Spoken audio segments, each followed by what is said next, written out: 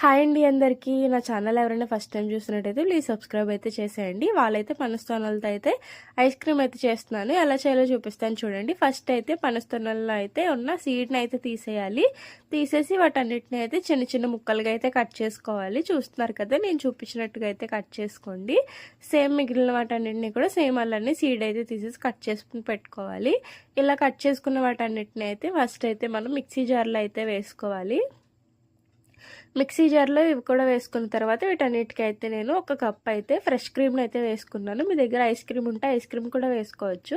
నేనైతే ఒక కప్ అయితే షుగర్ వేసుకొని ఇంకా వీటన్నిటిని అయితే బాగా మిక్సీ చేసుకున్నాను, మెత్తగా పేస్ట్లు అయ్యేటట్టు.